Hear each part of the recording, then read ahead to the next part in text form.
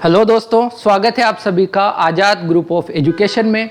मैं हूं शकील अहमद और एक नए वीडियो के साथ हाजिर हूं मैं आपके लिए। जैसा कि आप सब जानते हैं, यूपीएससी एग्ज़ाम की प्रिपरेशन में दो महत्वपूर्ण चीज़ें होती है, सिलेबस एनालिसिस और पिछले प्रश्नों का विश्लेषण करना, एनालिसिस करना। आपने देखा होगा, हमने मेंस क्वेश्चंस के लिए जो प्रीवियस ईयर क्वेश्चंस आए हुए हैं उनके लिए एक संपूर्ण विश्लेषण का समुद्र मंथन वीडियो लेकर आया था, जिसमें हमने कल्चर की बात की थी।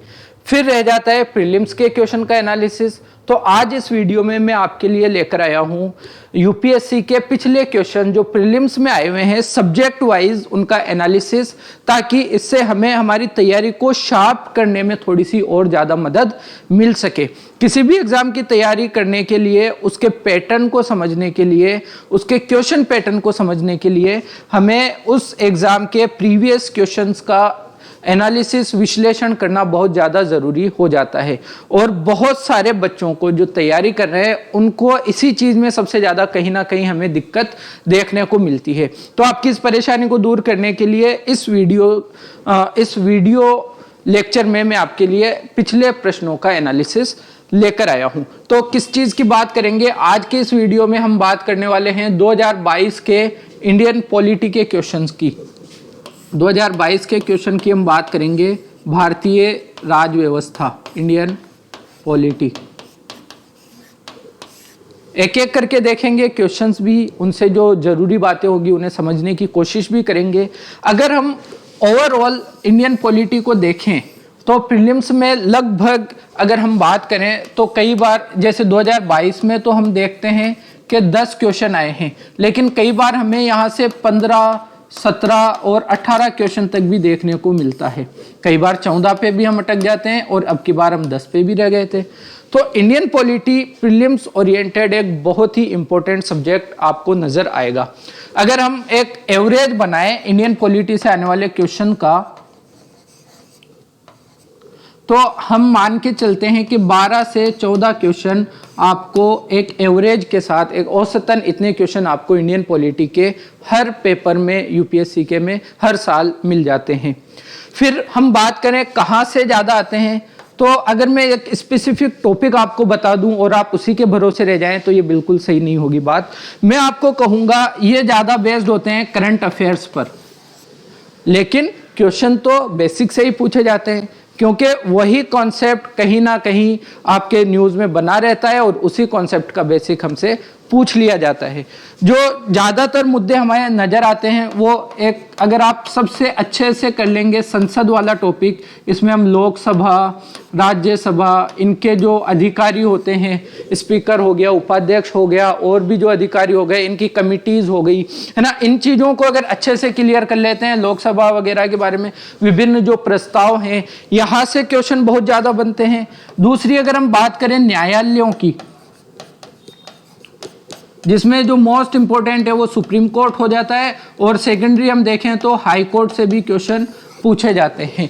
न्यायालय वगैरह से क्वेश्चन आते हैं, जैसे अभी हमने 2022 में हम देखेंगे न्यायालय की अवमानना से रिलेटेड क्वेश्चन आ गया। यहाँ पर संसद में हम देखेंगे तो उपाध्यक्ष के बारे में क्वेश्चन पूछा गया है, 2022 की ही मैं बात कर रहा हूँ। इसके अलावा कुछ निकाय जो संवैधानिक या गैर संवैधानिक या सांविधिक निकाय हैं जो इंपॉर्टेंट है, फिर से वही कहूंगा जो करंट अफेयर्स में चर्चा में रहे, वहां से क्वेश्चन पूछने की प्रवृत्ति कहीं ना कहीं ज्यादा हमें देखने को मिलती है। तो इन क्वेश्चन को, हालांकि हमें ओवरऑल पॉलिटी को पढ़ना है, लेकिन इन टॉपिक्स पर हमें ज्यादा तवज्जो रखनी है, किस तरह से थोड़ा सा डीप होकर हमें चीजों को देखना है। तो आइए शुरू करते हैं क्वेश्चन वाइज एनालिसिस करना। तो 2022 के इंडियन पॉलिटी के क्वेश्चन में फर्स्ट क्वेश्चन हम ले रहे हैं, निम्नलिखित कथनों पर विचार कीजिए। पहला क्वेश्चन, एच.एन. सान्याल समिति की रिपोर्ट के अनुसरण में न्यायालय की अवमानना। सबसे पहली बात, आपको क्वेश्चन बहुत ध्यान से पढ़ना है। अगर आप क्वेश्चन को जल्दबाजी में पढ़ते हैं तो मुमकिन है आप उसके एसेंस को नहीं समझ पाते हैं कि वो पूछना क्या चाह रहा है। तो आपको क्वेश्चन बहुत ही ज़्यादा ध्यान से पढ़ना है। इस क्वेश्चन में हमें पता चल रहा है कि कहीं ना कहीं न्यायालय की अवमानना पर बेस्ड ये क्वेश्चन है। कंटेम्प्ट ऑफ कोर्ट, यानी कोई व्यक्ति न्यायालय के किसी आदेश की अगर अवमानना करता है तो उसके बारे में क्या प्रावधान है। पहला वापस से देखते हैं। एच.एन. सान्याल समिति की रिपोर्ट के अनुसरण में न्यायालय की अवमानना अधिनियम 1971 पारित किया गया था। आपको पता होना चाहिए न्यायालय की अवमानना से रिलेटेड जो एक्ट है वो एक्ट 1971 का है, कंटेम्प्ट ऑफ कोर्ट एक्ट 1971। और ये बिल्कुल बात सही है। एच.एन. सान्याल समिति को फॉर्म किया गया था 1961 में। ये हमारे विधि आयोग के अध्यक्ष भी रहे और इनकी रिपोर्ट के मुताबिक ही न्यायालय की अवमानना अधिनियम 1971 लाया गया था संसद के द्वारा। ठीक है, फिर अगला पढ़ते हैं हम। तो हम कहते हैं कि ये वाला स्टेटमेंट राइट है। फिर बात करते हैं, भारत का संविधान उच्चतम न्यायालय और उच्च न्यायालयों को अपनी अवमानना के लिए दंड देने की शक्ति प्रदान करता है। भारत का संविधान उच्चतम न्यायालय और उच्च न्यायालयों को अपनी अवमानना के लिए दंड देने की शक्ति प्रदान करता है। शायद ये थोड़ा सा दिख नहीं रहा होगा, एक सेकंड।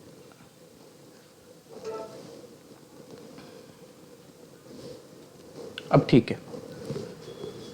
तो ये बात भी बिल्कुल ठीक है। भारत का संविधान जो है उसके अनुसार सुप्रीम कोर्ट को भी अपनी अवमानना के लिए दंड देने की शक्ति है और उच्च न्यायालयों को भी अपनी अवमानना के लिए दंड देने की शक्ति है। यहां तक कि सुप्रीम कोर्ट ने अपने एक फैसले में यह कहा था कि हमें सिर्फ अपनी अवमानना के लिए दंड देने की शक्ति नहीं है, हमें अधीनस्थ न्यायालयों की अगर कोई अवमानना करता है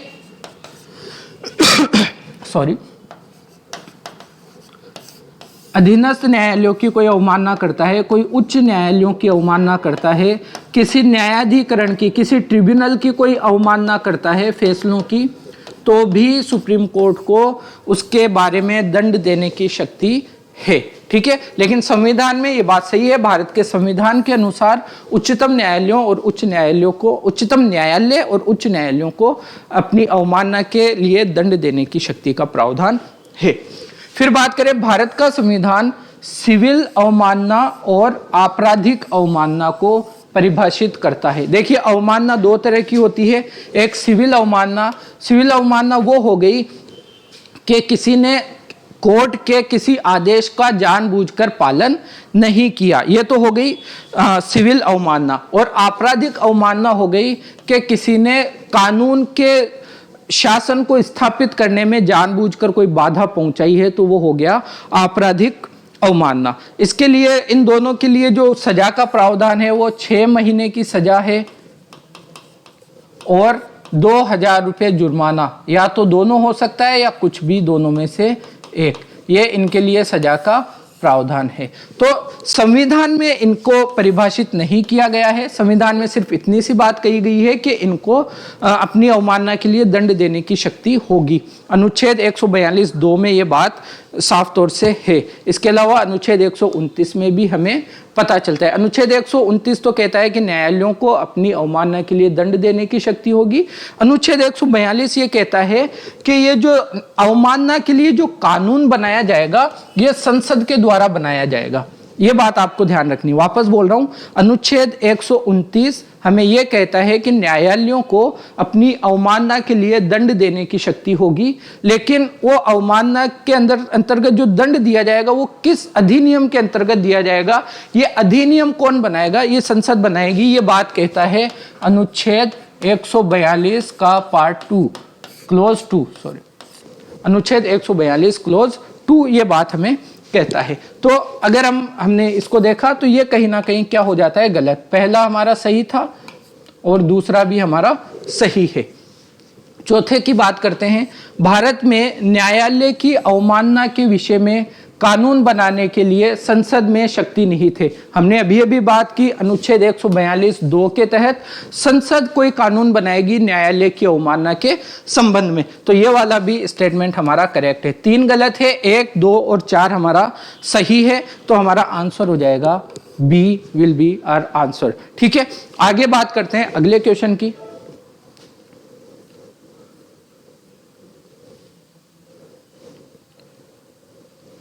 अगला क्वेश्चन हमें कहता है भारत के संदर्भ में निम्नलिखित कथनों पर विचार कीजिए।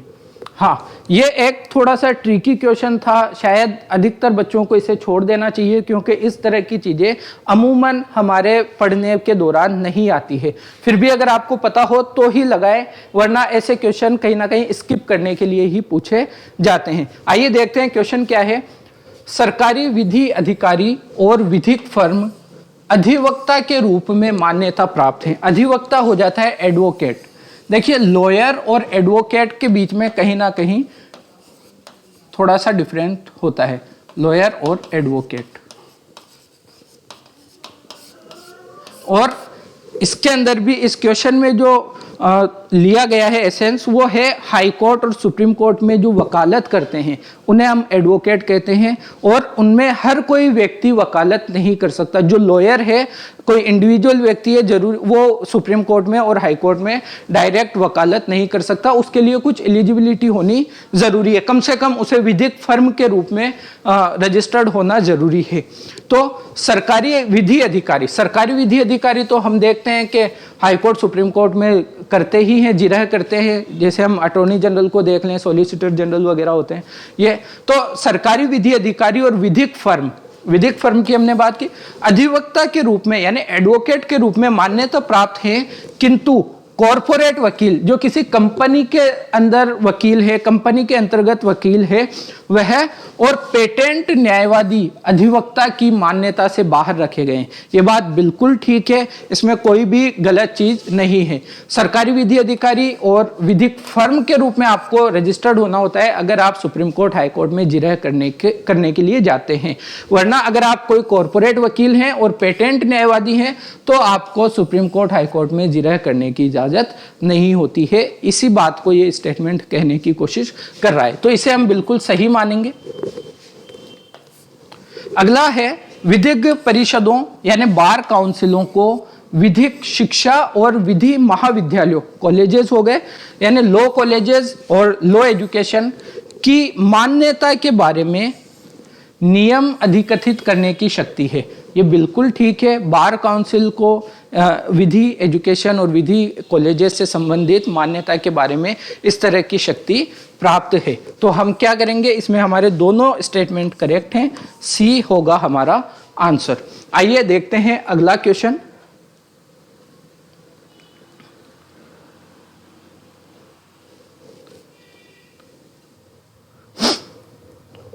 निम्नलिखित कथनों पर विचार कीजिए। किसी संविधान संशोधन विधेयक, अगर आपको पता हो संविधान संशोधन विधेयक के बारे में तो आप इस क्वेश्चन को बहुत ही इजी वे में सोल्व कर सकते हैं। आइए देखते हैं। किसी संविधान संशोधन विधेयक को भारत के राष्ट्रपति की पूर्व सिफारिश की अपेक्षा होती है। क्या ऐसा होता है? पूर्व सिफारिश की अपेक्षा सिर्फ कब होती है?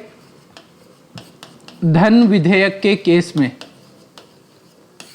धन विधेयक के केस में। तो ये स्टेटमेंट हमारा यहीं पर गलत हो जाता है। और जो कुछ हम एलिमिनेशन का मेथड अपनाते हैं कई क्वेश्चन में, उनमें ये नजर भी आता है। देखो यहाँ पर एक है, यहाँ पर एक है, यहाँ पर एक है, और एक हमारा गलत हो चुका है, हमसे सही पूछा जा रहा है। तो हमारा आंसर क्या होगा?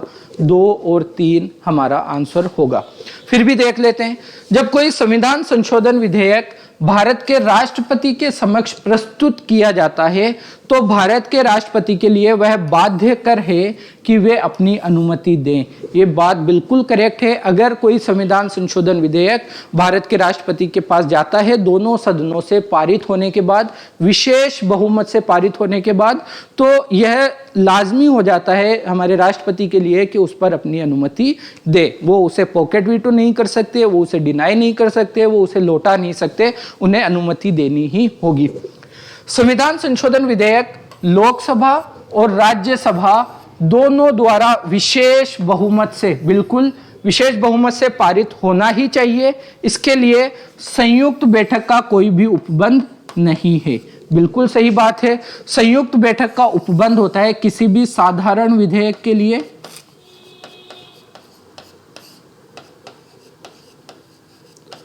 साधारण विधेयक के लिए आर्टिकल 108 में इसका प्रावधान है। इसकी अध्यक्षता कौन करता है? लोकसभा स्पीकर इसकी अध्यक्षता करते हैं, है ना। विशेष बहुमत की हम बात करें तो विशेष बहुमत होता है सदन के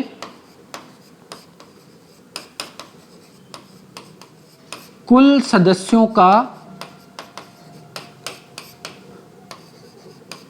बहुमत, यानी सदन के कुल सदस्यों का 50% प्लस 1 वोट प्लस उपस्थित एवं मत देने वालों का 2/3। विशेष बहुमत का मतलब यह होता है कि सदन की जो 2 कंडीशन पूरी होनी चाहिए। सदन की जो कुल सदस्यता है, कुल सीटों की संख्या है, उसका 50% प्लस 1 वोट होना चाहिए। साथ में जो लोग मत दे रहे हैं, जो उपस्थित हैं और जो मत दे रहे हैं, वोट दे रहे हैं, उनका 2/3 भी उस चीज के पक्ष में होना चाहिए। यह होता है विशेष बहुमत का मतलब। संविधान संशोधन आपको पता है 3 तरह से हमारा संविधान संशोधन हो सकता है, जिनमें से आर्टिकल 268 के अंतर्गत 2 कंडीशंस हैं। हम आगे की स्लाइड में इसको डिस्कस करते हैं।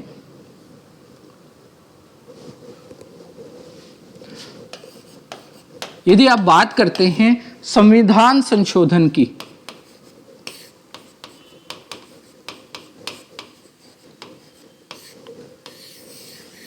आर्टिकल 368 के अंतर्गत इसका उल्लेख किया गया है। और किस तरह से होगा? एक तो साधारण बहुमत से होता है,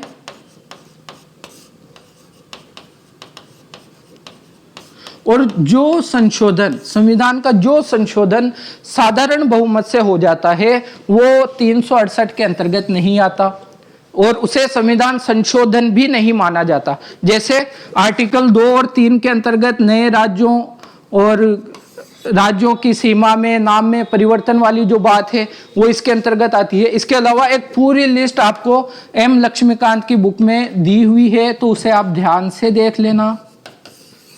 इसके अंतर्गत 2 तरह से होता है, एक तो विशेष बहुमत से और दूसरा विशेष बहुमत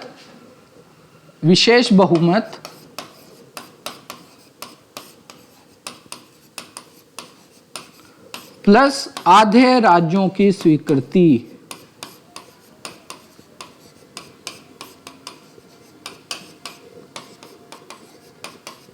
आधे राज्यों की स्वीकृति, ये बात हमें ध्यान रखनी। विशेष बहुमत का मतलब मैंने आपको बता दिया, आधे राज्यों की स्वीकृति। ये ऐसे विषय में इस तरह का संविधान संशोधन होता है जब हमें संघीय व्यवस्था में किसी तरह का चेंज करने की जरूरत पड़ती है, संघीय व्यवस्था में। ठीक है जी। जैसे इसका उदाहरण अभी हमने देखा जीएसटी के वक्त, जब हमें आधे राज्यों की अनुमति लेनी पड़ी थी संविधान संशोधन करने के लिए। तो ये है संविधान संशोधन की मुख्य बातें। इसके अलावा आपको इस टॉपिक को एक बार और बहुत अच्छे से देख लेना है। आगे चलते हैं। अगला क्वेश्चन हमारा है, निम्नलिखित कथनों पर विचार कीजिए। क्या है कथन? भारत का संविधान मंत्रियों को 4 श्रेणियों में, अर्थात कैबिनेट मंत्री, स्वतंत्र प्रभार वाले राज्य मंत्री और उप मंत्री में वर्गीकृत करता है। तो संविधान में ऐसा कोई भी वर्गीकरण नहीं है। ये हमारा संसदीय व्यवस्था का ही एक बाहरी एक एक्स्ट्रा डेवलपमेंट है। संविधान में ऐसी कोई बात नहीं है। आर्टिकल 74 सिर्फ इतनी बात करता है कि राष्ट्रपति की सहायता और सलाह के लिए एक मंत्री परिषद होगी। इसके अलावा किसी भी तरह का वर्गीकरण, क्लासिफिकेशन मंत्रियों को लेकर हमारा संविधान नहीं करता है। और आर्टिकल 75 में उन मंत्रियों की अर्हता, उनकी नियुक्ति वगैरह के बारे में जो चीज़ें हैं वो दी गई हैं। तो ये स्टेटमेंट हमारा बिल्कुल ही गलत हो जाता है।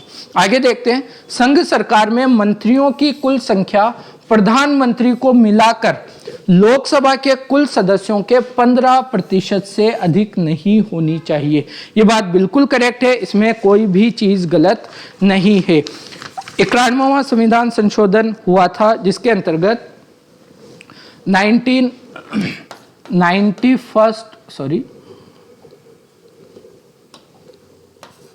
91st कॉन्स्टिट्यूशनल अमेंडमेंट एक्ट 2003 में लाया गया था और इसमें यह प्रावधान किया गया था कि प्रधानमंत्री को मिलाकर मंत्रियों की कुल संख्या लोकसभा के कुल सदस्यों से 15% से ज़्यादा नहीं हो सकती। तो ये स्टेटमेंट बिल्कुल करेक्ट है, इसमें कोई भी दिक्कत वाली बात नहीं है। बी होगा हमारा आंसर, क्योंकि एक को हमने क्या कर दिया है, गलत कर दिया है। आइए अगला क्वेश्चन देखते हैं।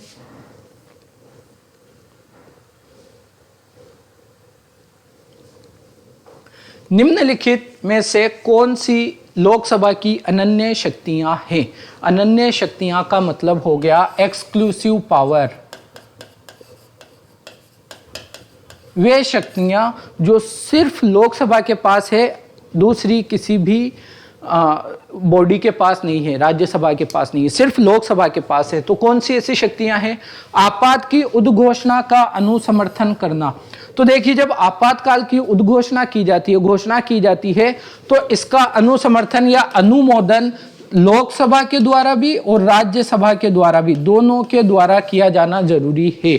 और कब तक? अगर राष्ट्रीय आपातकाल की घोषणा की गई है, राष्ट्रीय आपात की घोषणा अगर की गई है, तो घोषणा से 30 दिनों के भीतर इन दोनों के द्वारा अनुमोदन कर दिया जाएगा। ठीक है। अगर राष्ट्रपति शासन की बात की गई है,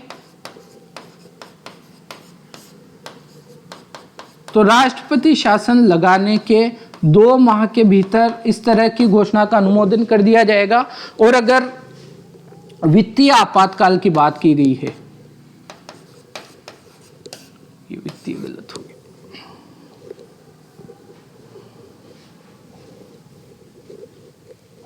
अगर वित्तीय आपातकाल की बात की गई है, तो घोषणा से 2 माह के भीतर क्या कर दिया जाएगा? इन दोनों के द्वारा, लोकसभा और राज्यसभा के द्वारा अनुमोदित करना जरूरी हो जाता है। फिर हम बात करें मंत्रिपरिषद के विरुद्ध अविश्वास प्रस्ताव पारित करना। यह बात बिल्कुल ठीक है। जब आपको अविश्वास प्रस्ताव लाना होता है तो सिर्फ लोकसभा में ही लाया जा सकता है। ऐसा इसलिए है क्योंकि जो मंत्रिपरिषद होती है वो लोकसभा के प्रति सामूहिक रूप से सदन के प्रति यानी लोकसभा के प्रति उत्तरदायी होती है, और लोकसभा यदि अविश्वास प्रस्ताव लेकर आती है तो उन्हें इस्तीफा देना पड़ता है, सदन भंग हो जाता है। और अविश्वास प्रस्ताव पारित करने के लिए 50 अनुमोदकों की आवश्यकता होती है, 50 सदस्यों के उस पर हस्ताक्षर होने चाहिए प्रस्ताव के ऊपर। तो ये बात ठीक है, ये गलत है। भारत के राष्ट्रपति पर महाभियोग चलाना, भारत के राष्ट्रपति पर महाभियोग भी दोनों में से किसी भी सदन में चलाया जा सकता है, तो ये बात भी कहीं ना कहीं गलत हो जाती है। तो ऐसी कौन सी शक्तियां हैं जो सिर्फ लोकसभा के पास है? इस क्वेश्चन में हमें मिलता है ऑप्शन स्टेटमेंट 2 और ऑप्शन बी होगा हमारा आंसर। आगे बढ़ते हैं।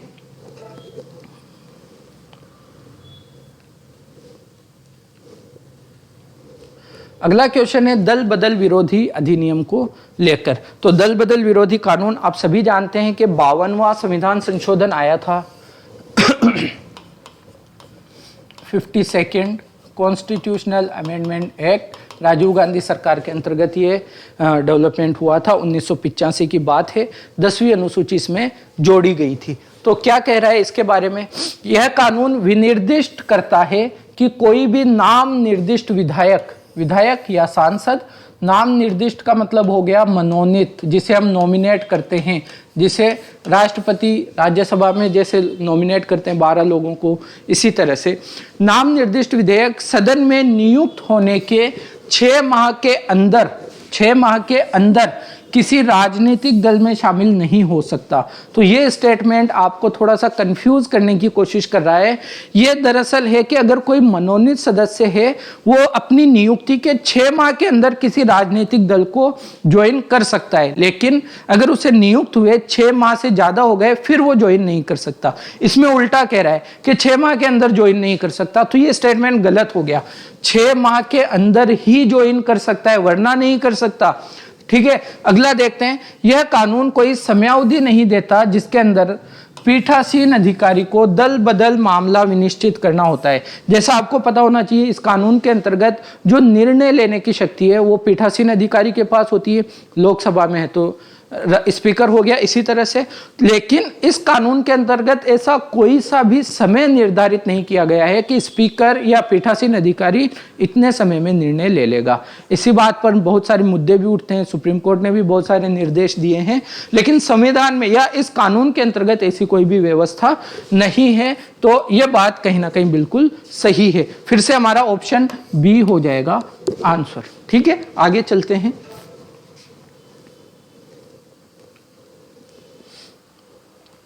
7वां क्वेश्चन है 2022 का इंडियन पॉलिटी को लेकर। निम्नलिखित कथनों पर विचार कीजिए। भारत का महान्यायवादी, चलिए एक क्वेश्चन यहीं से आपसे पूछ लेते हैं, बहुत इजी सा। महान्यायवादी का उल्लेख भारत के संविधान के कौन से अनुच्छेद में किया गया है? कमेंट करके फटाफट बताइएगा। भारत का महान्यायवादी और भारत का सॉलिसिटर जनरल ही सरकार के एकमात्र अधिकारी हैं जिन्हें भारत की संसद की बैठकों में भाग लेने की अनुमति है। तो याद रखिएगा, महान्यायवादी ही एकमात्र ऐसा अधिकारी है जिसे भारत की संसद की बैठकों में भाग लेने की अनुमति है। सॉलिसिटर जनरल इसमें नहीं आता है, ये बात आपको ध्यान रखनी है। तो पहला स्टेटमेंट गलत हो जाता है क्योंकि यहाँ पर सॉलिसिटर जनरल को भी ये इस तरह का अधिकारी बता रहा है, जो कि नहीं है। आगे देखते हैं अगला स्टेटमेंट। भारत के संविधान के अनुसार भारत का महान्यायवादी अपना त्याग पत्र दे देता है जब वह सरकार जिसने उसको नियुक्त किया था इस्तीफा दे देती है। यह कहना चाह रहा है कि जब जो सरकार जिसने न्यायवादी को नियुक्त किया था, अगर वह सरकार इस्तीफा दे देती है तो न्यायवादी भी इस्तीफा दे देगा। ऐसी परंपरा है, लेकिन संविधान में ऐसा कोई भी उल्लेख नहीं है।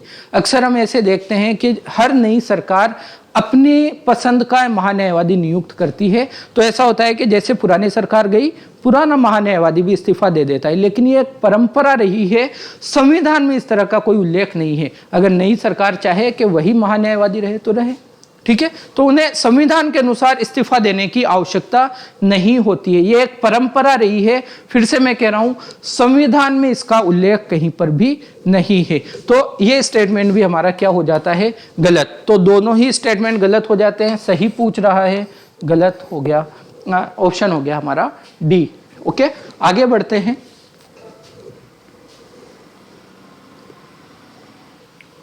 ये स्लाइड्स जो ब्लैंक आ रही है बीच में, एक्चुअली मैंने एक्सप्लेनेशन के लिए रखवाई थी, लेकिन हम यहीं पर एक्सप्लेन कर दे रहे हैं तो उनकी ज़रूरत नहीं पड़ रही है। आगे बात करते हैं मैंडेमस को लेकर। जो रिट जारी होती है सुप्रीम कोर्ट के द्वारा या उच्च न्यायालय के द्वारा 5 तरह की, उनमें से जो परमादेश नाम की रिट है, परमादेश जिसका मतलब होता है हम आदेश देते हैं। परमादेश सुप्रीम कोर्ट या उच्च न्यायालय के द्वारा, हाई कोर्ट के द्वारा ऐसे सार्वजनिक अधिकारियों को, सार्वजनिक कंपनियों को, सार्वजनिक इकाइयों को जारी की जाती है जो अपना काम नहीं कर रहे होते हैं या अपने काम को किसी तरह से मतलब में अपना काम टालने की कोशिश कर रहे होते हैं। जो उनकी जिम्मेदारी होती है, जो उनका कर्तव्य होता है, उसको वो नहीं निभा रहे होते हैं। तब सुप्रीम कोर्ट ये पूछने के लिए कि आप ये काम क्यों नहीं कर रहे हो, इसलिए परमादेश या मैंडेमस जारी करता है। क्या है स्टेटमेंट? किसी प्राइवेट संगठन, ये बात ध्यान रखने की है, किसी भी निजी व्यक्ति, प्राइवेट संगठन के ऊपर मैंडेमस नहीं लगाया जाता है ना। मैंडेमस उसके खिलाफ जारी नहीं किया जाता। ये सिर्फ सार्वजनिक अधिकारियों के लिए, सरकारी चीज़ों के लिए, सरकारी लोगों के लिए जारी किया जाता है। किसी प्राइवेट संगठन के विरुद्ध जब तक कि उसको कोई सार्वजनिक कार्य नहीं सौंपा गया है, अगर सार्वजनिक कार्य सौंप दिया गया है मतलब सरकारी काम है, और सरकारी काम के लिए तो ये चीज जारी की जा सकती है। किसी प्राइवेट संगठन के विरुद्ध जब तक कि उसको कोई सार्वजनिक कार्य नहीं सौंपा गया है, मेंडेमस नहीं होगा, परमादेश जारी नहीं होगा। ये बात ठीक है, जब तक ये काम नहीं सौंपा गया है सार्वजनिक, तब तक मेंडेमस जारी नहीं किया जाता, क्योंकि प्राइवेट संगठन के विरुद्ध ये जारी नहीं किया जा सकता। तो स्टेटमेंट ठीक है, इसमें कोई भी किसी भी तरह की गड़बड़ नहीं है। किसी कंपनी के विरुद्ध, भले ही वह कोई सरकारी कंपनी हो, परमादेश नहीं होगा। हमने कहा सरकारी कंपनी के विरुद्ध हो सकता है, प्राइवेट के विरुद्ध नहीं होगा, तो ये स्टेटमेंट क्या हो जाएगा? गलत। अगला देखते हैं, कोई भी लोक प्रवण व्यक्ति, पब्लिक माइंडेड पर्सन, अधिकार परीक्षा रिट प्राप्त करने हेतु न्यायालय में समावेदन करने के लिए याची हो सकता है। यानी कोई भी व्यक्ति जो जनता का कल्याण की तरफ, सामाजिक कार्य की तरफ अग्रसर होता है, वो किसी भी तरह का को वारंटो अधिकार परीक्षा रिट जारी कर सकता है। तो जब से जनहित याचिका का माहौल आया है हमारी सुप्रीम कोर्ट के अंतर्गत, ऐसी व्यवस्था है कि कोई भी व्यक्ति किसी दूसरे के बिहाफ पर रिट लगा सकता है, याचिका लगा सकता है। तो ये स्टेटमेंट बिल्कुल ही सही है। दूसरा गलत कर दिया था, पहला और तीसरा सही है, तो हमारा आंसर होगा ऑप्शन सी। ओके, आगे बढ़ते हैं। अगला क्वेश्चन,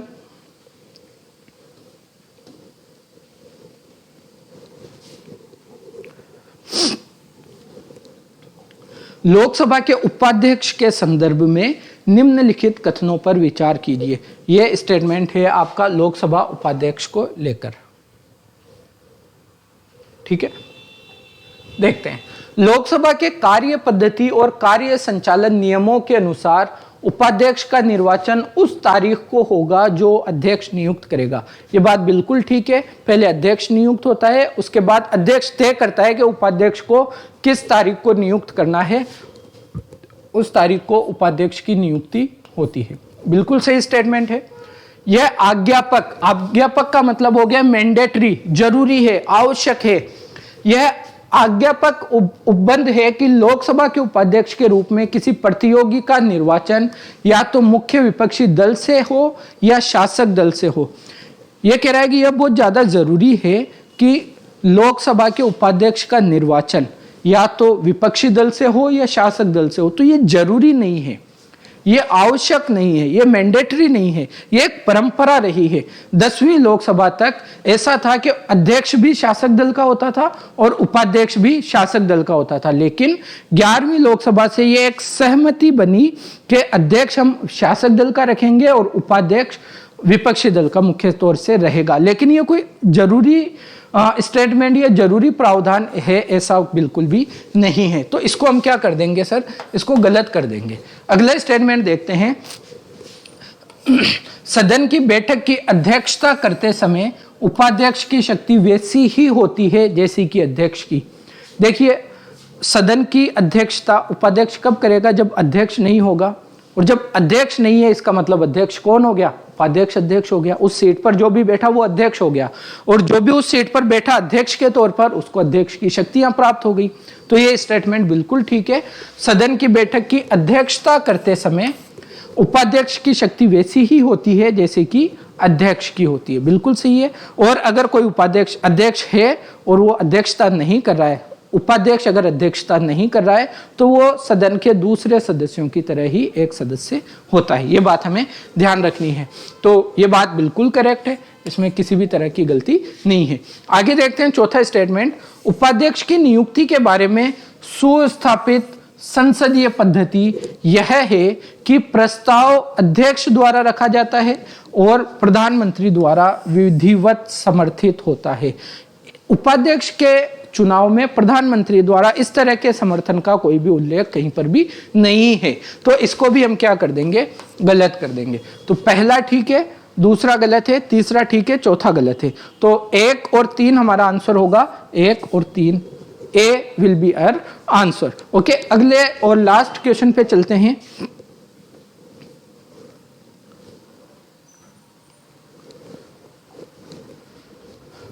यदि किसी विशिष्ट क्षेत्र को भारत के संविधान की 5वीं अनुसूची के अधीन लाया जाए तो निम्नलिखित कथनों में से कौन सा एक इसके परिणाम को सर्वोत्तम रूप से प्रतिबिंबित करता है। 5वीं अनुसूची के बारे में बात कर रहा है और इस तरह के क्वेश्चन वो होते हैं जिसके बहुत सारे ज़्यादातर स्टेटमेंट हमें सही नज़र आते हैं और हमें मोस्ट अप्रोप्रिएट चुनना होता है। ठीक है, तो अनुसूचित क्षेत्र 5वीं अनुसूची के अंतर्गत अनुसूचित क्षेत्र घोषित किए जाते हैं राष्ट्रपति के द्वारा राज्यपाल की सलाह से, और जनजातीय लोगों के लिए उनकी परंपराओं को, उनकी संस्कृति को संरक्षित करने के लिए ऐसे एरियाज को, ऐसे क्षेत्रों को सुरक्षित रखने के लिए 5वीं अनुसूची के अंतर्गत उन्हें रखा जाता है। 6ठी अनुसूची भी इसी तरह का कुछ प्रावधान करती है। तो पहला क्या है, इसमें 4 ऑप्शन दिए हुए हैं, आपको मोस्ट अप्रोप्रिएट बताना है। इससे जनजातीय लोगों की जमीनें गैर जनजातीय लोगों को अंतरित करने पर रोक लगेगी। 5वीं अनुसूची का और 6ठी अनुसूची का, मोस्टली 5वीं का यही मेन मकसद है कि जनजातीय इलाकों की रक्षा हो सके। तो कहीं ना कहीं ये अच्छा लग रहा है, सही लग रहा है। आगे का देखते हैं। इससे उस क्षेत्र में एक स्थानीय स्वशासी निकाय का सृजन होगा। हो सकता है, होता है, लेकिन मोस्ट ज़्यादातर जो ये चीज़ होती है वो 6ठी अनुसूची के अंतर्गत आने वाले क्षेत्रों में होती है। पैसा अधिनियम, जो पैसा अधिनियम लागू होता है शेड्यूल एरियाज में, जो पंचायती एक्ट एक्सटेंशन होता है, पैसा अधिनियम के अंतर्गत इस तरह का कुछ व्यवस्था है, लेकिन वो इसी के अंतर्गत कहीं ना कहीं हमें देखने को, हमें समझने को मिल जाती है पहले स्टेटमेंट के अंतर्गत, क्योंकि उनका मकसद यही होता है कि उनकी जमीनों पर दूसरे लोगों का अधिकार ना हो जाए। इससे वह क्षेत्र संघ राज्य क्षेत्र में बदल जाएगा। ये तो बिल्कुल गलत हो गया। अगर किसी क्षेत्र को 5वीं अनुसूची में डाला तो क्या वो यूटी बन जाएगा, यूनियन टेरिटरी बन जाएगा? नहीं, बिल्कुल नहीं, गलत हो गया। जिस राज्य के पास ऐसे क्षेत्र होंगे उसे विशेष कोटि का राज्य घोषित किया जाएगा। ये भी नहीं है विशेष स्थान रखने वाले राज्य, जो विशेष महत्व के राज्य होते हैं, उनका एक अलग क्राइटेरिया है, वो ये भी इसमें बिल्कुल नहीं है। तो आपको कंफ्यूज हो सकता था ए और बी में, लेकिन मैं कहूँगा इसका जो मोस्ट अप्रोप्रिएट आंसर है वो ए इसका आंसर होगा, और इसमें कोई भी किसी भी तरह की दिक्कत नहीं है। ठीक है, यहाँ पर ये हो गए हमारे आज के 2022 के क्वेश्चंस। हम कोशिश करेंगे इसी तरह से, जैसे आज हमने पॉलिटिकल लाया है, पहले शुरू में 1 हफ्ते में या कुछ दिनों के अंदर पॉलिटी के सारे लगभग 10 सालों के क्वेश्चन हम आपसे डिस्कस करने वाले हैं। उसके बाद किसी दूसरे सब्जेक्ट पर जाएंगे। उसके बाद इसी तरह से हम रेगुलर वे में लगभग 10 सालों के यूपीएससी के संपूर्ण क्वेश्चन पेपर्स का एनालिसिस करने वाले हैं। आज का एनालिसिस आपको कैसा लगा जरूर बताइएगा। आपके कुछ इनपुट्स हों जो हमें ऐड करने चाहिए, उसको कमेंट सेक्शन में जरूर बताइएगा। सेशन के बारे में अपनी राय दीजिए, कैसा लगता है, कहाँ पर बेहतर किया जा सकता है, उस सब के बारे में आपकी जो भी समस्याएं हैं उनको कमेंट कीजिए और बने रहिए हमारे साथ। इसी तरह से हम ये क्वेश्चन आंसर का सेशन लाते रहेंगे। इस वीडियो को यहीं पर विराम देंगे। धन्यवाद।